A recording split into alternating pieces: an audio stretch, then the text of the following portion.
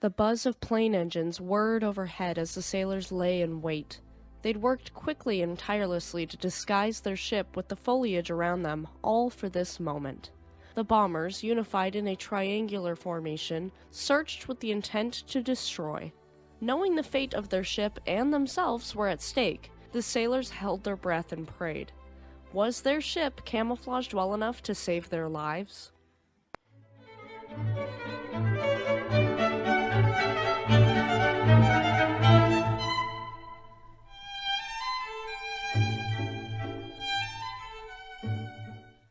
Welcome to Shipwreck Sunday. My name is Eleanor. Just a quick disclaimer for our younger audience before we dive in. This story may be disturbing to some, so viewer discretion is advised. Okay everyone, let's get into it. They say love is a battlefield, so welcome to Warship Month 2024. We are kicking things off with USS Peary DD-226, a Clemson-Class destroyer of the US Navy that received 1 battle star for her service. Shout out to our close family friend Josh, whose grandfather served on USS Peary and survived the sinking. Thank you for the idea, Josh. USS Peary was laid down as yard number 492 in the Philadelphia, Pennsylvania yard of William Cramp & Sons. She was named after the American explorer and officer in the U.S. Navy Robert Edwin Peary Sr., an explorer who made several expeditions to the Arctic and expanded our knowledge there. She was first laid down on September 9, 1919, being sponsored by daughter of Admiral Peary, Mrs. Edward Stafford. She was launched on April 6, 1920, being completed and passing her sea trials shortly after that. She was commissioned on October 22, 1920. She was a Clemson-Class destroyer, which were ships commissioned from 1919 to 1922 by the U.S. Navy. They were a minor redesign of the earlier WWII class, giving better fuel capacity, and they were also the last pre-World War II class of flush-deck destroyers built for the U.S. Flush decks are any decks continuous from stern to stem in shipbuilding. They were also the most numerous destroyers until the introduction of the Fletcher-class destroyers in 1939. In total, there were 156 vessels built for the Clemson-class, with an additional 6 being authorized but later canceled. Before we dive into her wartime service, let's look at her specs. She was an American destroyer, and a destroyer is defined as a fast, maneuverable, long-endurance warship intended to escort larger vessels in a fleet, convoy, or carrier battle group and defend them against a wide range of general threats. Essentially, destroyers are the bodyguards of the seas. USS Peary is the perfect example of this, being long and skinny. Her displacement is in imperial tons since she is an American beauty, and she displaced 1,190 tons. In metric tons, that's 1,209 tons. As for imperial measurements, she was 314 feet and 4 inches long, had a beam of 31 feet and 9 inches wide, and a draft of 9 feet and 3 inches deep. In metric measurements, that's a length of 95.81 meters long, a beam of 9.68 meters wide, and a draft of 2.82 meters deep. Her complement featured 142 officers and enlisted, and she was painted slate gray with either a red or black keel. She had 4 smokestacks close together amidships, and she looked sleek and dangerous. Let's look at propulsion and armament, shall we? As for propulsion, she was powered by a pair of 26,500 horsepower or 19,800 kilowatt geared turbines that turned 2 screws. This granted her an average service speed of 35 knots, which is 65 kilometers per hour and 40 miles per hour. For guns, she was equipped with 4 4-inch 50 caliber guns, 1 3-inch 50 caliber gun, and 12 21-inch or 533 millimeter torpedo tubes. This made her very deadly. But don't worry, this video won't hurt you. If you're enjoying this video, leave me a like, subscribe to the channel for more content, and let me know down in the comments section below. Enough of that, let's get into her service history. She was built after World War I and before World War II, and she had wartime service in these between years. She was in the Far East consistently from 1922 until 1931, starting with the Yangtze River Patrol from 1923 to 1931. The Yangtze River Patrol, or simply Yangtze Patrol, was a naval operation from 1854 to 1949 to protect American interests in the Yangtze River's treaty ports. After 1931, USS Peary still made annual deployments to Chinese waters to protect American interests there until the onslaught of World War II in 1939. On September 1, 1939, Adolf Hitler's Nazi German troops invaded Poland, thus beginning World War II, the bloodiest conflict in human history. USS Peary would get swept up into it after the U.S. joined the war with the December 7, 1941 bombing of Pearl Harbor in Hawaii by the Japanese. When the news reached her, USS Peary was moored at Cavite in the Philippines, and she would be caught up in the raid on the Cavite Navy Yard just 2 days later.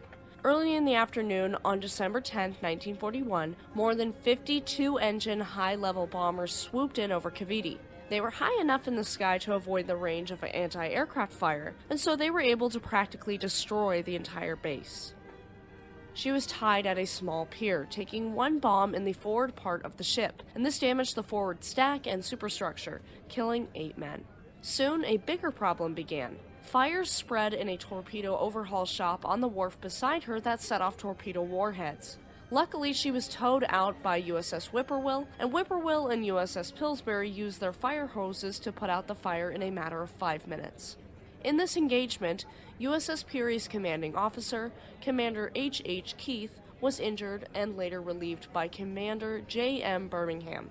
This was not the last time USS Peary was part of a firefight, as conflict would follow her throughout her career. The day after Christmas on December 26, 1941, USS Peary was steaming through the Pacific when again, the Japanese aircraft would swarm her and drop several bombs around her. Luckily, she was unscathed when she arrived in Campomanes Bay, Negros Island on December 27th, docking for the day here. Here, her crew got to work camouflaging her. They covered her in palm fronds and green paint, hoping to hide her from Japanese patrol bombers.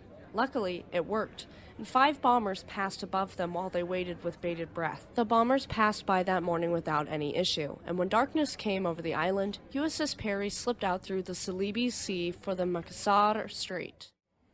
Unfortunately, USS Peary was spotted by a Japanese bomber the following morning, and it followed her until the early afternoon when 3 other bombers swooped in for a 2-hour engagement. The planes dropped 500-pound or 230-kilogram bombs and launched 2 torpedoes just 500 yards or 460 meters from the ship. The torpedoes were aimed right at her, and quickly she backed up on one engine, with the torpedoes just barely missing her bow. Just seconds after this, 2 more torpedoes just missed the stern by a mere 10 yards or 9.1 meters. After this, the bombers, having failed their mission, fled. USS Peary rang in the new year in Darwin, Australia, and during January and the beginning of February in 1942, she would patrol Darwin, hunting submarines. Valentine's Day, the Day of Love, was one of those days spent at war searching for submarines. From February 15th to the 16th, USS Peary was part of the mission to transport supplies and reinforcements to Allied forces in Dutch Timor at the Battle of Timor. But unfortunately, this ceased after she came under intense air attack once more. This battle would prove to be quite intense. Almost as intense as the love of our patrons. This episode couldn't be possible without our lovely patrons. Thank you all so much. If you'd like to support the channel and future episodes, go to patreon.com/shipwrecksunday to join. Okay, let's get into the sinking. On February 19, 1942, USS Peary was back at Darwin when the bombing of Darwin would take place. The bombing of Darwin, or Battle of Darwin, was the largest single attack ever mounted by a foreign power on Australia. On this day, 242 Japanese aircraft would attack the town's 2 airfields, and ships in the Darwin harbor in 2 separate raids to prevent the Allies from using them as bases. This was to continue Japanese invasion of Timor and Java. Unfortunately for Darwin, she was slightly defended in comparison to the attack that took place. There was little loss on the side of the Japanese and massive devastation for the Allies, with more than half of Darwin's civilians leaving permanently before or immediately after the raid. These 2 raids at the Battle of Darwin would mark the first and largest of 100 air raids that would fall upon Australia from 1942 into 1943, and it happened just 4 days after Singapore fell to the Japanese. This, my friends, is where we will find USS Peary. In the harbor at Darwin, there were 65 Allied warships and merchant ships moored at the time of the attack, and this included 2 American ships, USS Peary and USS William B. Preston, a seaplane tender also of the Clemson-Class.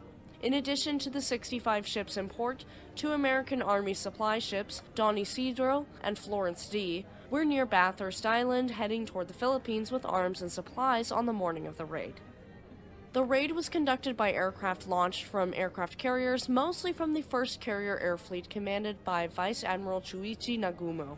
Within this force were the aircraft carriers Soryu, Kaga, Hiryu, and Akagi, surrounded by a powerful fleet of escorting surface ships. All of these carriers had also participated in the attack on Pearl Harbor. In addition to the planes from these ships, 54 land-based bombers attacked Darwin before the first raid at 9:56 in the morning. The first raid began to arrive over Darwin at 9:58 a.m., with HMAS Gunbar being the first ship attacked. At this time, the town's air raid sirens finally sounded. Finally, dive bombers descended upon Darwin Harbor and onto USS Peary. During the dive bombing, USS Peary was struck with 5 bombs. The first struck the fantail, exploding. The second was an incendiary bomb and hit the galley deck house. The third struck but did not explode. The fourth hit the forward deck and exploded ammunition magazines there. And the fifth and final bomb was another incendiary, exploding in the after engine room. USS Peary did fight back, with a 30 caliber machine gun on the after deck house and a 50 caliber machine gun on the galley deck house firing until the last enemy plane fled. She sank quickly in the harbor, taking 88 men, including Birmingham, with her to the bottom. There were 54 survivors, including 53 enlisted men and 1 officer, Lieutenant Junior Grade R.L. Johnson. One officer of the crew, Lieutenant W.J. Catlett, was ashore during the final battle of USS Peary and was then tasked with writing the official U.S. Navy report on the sinking. USS Peary was the very first of the Asiatic fleet to be sunk in World War II, marking the first of many ships to fall in this fleet. She was stricken from the U.S. Navy list on May 8, 1942. The attacks on the harbor lasted only 30 minutes, and in this time, the ships sunk were USS Peary, HMAS Mavie, USAT Meigs, MV Neptuna, SS Zealandia, SS Mauna Loa, MV British Motorist, Cara Lee, and Kilat. 21 laborers on the wharf were also killed during the bombing of the harbor. Rest in peace to everyone who died during this horrific attack. As for USS Peary's wreck, she lies in 89 feet or 27 meters of water in Darwin Harbor at the coordinates 12 degrees 28 minutes 30 seconds south and 130 degrees 49 minutes 45 seconds east. The wreck herself remains as a memorial to those who died in the first bombing raid in Australia and to everyone who defended Darwin. Curiously enough, in 2020, it was announced that her propellers were found a few kilometers from the vessel, and so the exact nature of her sinking has been brought into question. USS Peary would receive multiple medals, including the Yangtze Service Medal and China Service Medal for her career before World War II, and for her service during World War II, she received the American Defense Service Medal with Fleet Clasp, the Asiatic Pacific Campaign Medal with 1 Battle Star, and a World War II Victory Medal. There is a memorial in Darwin in honor of those lost on USS Peary located in Bicentennial Park. It consists of one of her 4-inch deck guns as well as a plaque. The gun itself is aimed toward Peary's resting place out in the harbor. The memorial was visited by Prime Minister Julia Eileen Gillard of Australia and President Barack Obama of the United States on November 17, 2011, as part of a ceremony dedicated to World War II veterans, and it was at the end of the 60th anniversary of the ANZUS presidential visit to Australia. ANZUS stands for the Australia, New Zealand, and United States Security Treaty, which is a 1951 non-binding collective security agreement between these 3 countries. The story of USS Peary is tattered in bullet holes and riddled with glory, but the most important thing to remember is the 88 men that paid the ultimate sacrifice, and the 54 survivors that lived with the image of their ship and comrades sinking out from under them.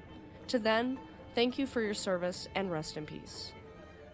If you liked that story and wanted to hear more war stories, check out our World War II Warships playlist in the cars. Stay tuned next week for the story of the Japanese battleship Nagato, which saw intense battle in World War II and was later sunk as part of nuclear testing in the Bikini Atoll.